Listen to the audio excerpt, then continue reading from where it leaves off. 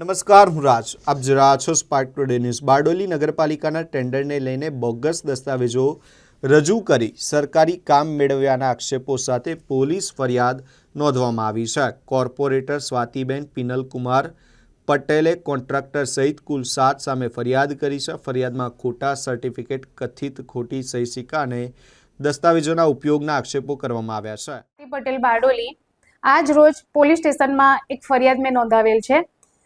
એની અંદર હસલટ infrastructure બાબેન agency દ્વારા જે ગેરરીતિ કરવામાં આવેલી છે અને ખોટા ડોક્યુમેન્ટ્સ રજૂ કરીને કરોડોના કામ મેળવ્યા છે એની અંગે ફરિયાદ દાખલ કરેલ છે. એની અંદર ચીફ ઓફિસર પોતે, એન્જિનિયર પંકજ પટેલ, સુમિત ગામિત તેમજ પૂર્વ પ્રમુખ અને કારોબારી ચેરમેન સમક્ષ મેં ફરિયાદ દાખલ કરેલ છે.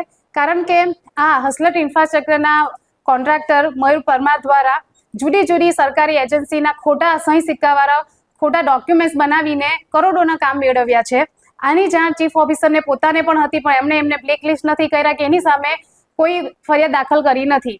અને એક જાણવા જેવી બાબત છે કે જે વિભાગ GSRDC ગાંધીનગર તે વિભાગના ચેરમેન ખુદ મુખ્યમંત્રી ભૂપેન્દ્ર પટેલ છે, એમનું ડોક્યુમેન્ટ્સ પણ ખોટું બનાવીને એમણે કામ મેળવેલું છે. તો સુરત જિલ્લા પંચાયત ઇરિગેશન વિભાગ, મહુવા ઇરિગેશન વિભાગ, ક્યારનપી બારડોલીના ખોટા ડોક્યુમેન્ટ્સ, ધરમપુર નગરપાલિકાના ખોટા ડોક્યુમેન્ટ્સ, તમામ સરકારી કચેરીના ખોટા ડોક્યુમેન્ટ્સ ઊભા કરીને એમણે કરોડોના કામ મેળવ્યા છે. તો એની સામે, એ ગેરરીતિ સામે પ્રજાના જે નાણાં છે, સરકારના જે નાણાં છે એ ખોટી રીતે વપરાયા છે.